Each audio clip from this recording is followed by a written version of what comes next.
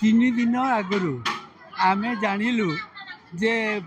प्रशासन आसिक आम मान कहला बुझेले एवं आमर डाटा सब संग्रह कले करी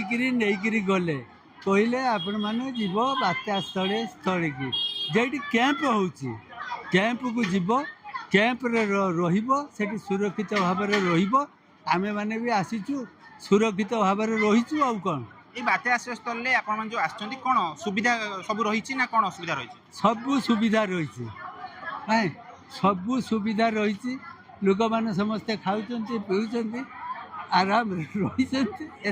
evacuation point Anai shelter point को ये सब अरेंजमेंट कराई लंच अरेंजमेंट कराई लोक मैंने अच्छा सेफली समुदाय केते लोक मैंने बर्तमान पर्यंत स्थानांतर हो सारे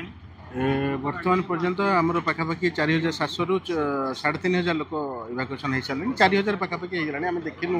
लाटेस्ट फिगरटा रेजिस्ट्रेशन पाखे देखीदे नंबर समुदाय सर केतोटी बात्या आश्रय स्थल को एमती निया जाइछि 4टा निया जो गृहपालित पशु मान कौन व्यवस्था कराई सीडीपीओ तरफ आसी भ्राम्यमाण चिकित्सालय गाड़ी आसी सेफ्टी कराई फर्डर भी दिखाई लोक आर्थिक व्यवस्था रही है सर केमती लोक सारे अलरेडी डीबीटी मोड दिया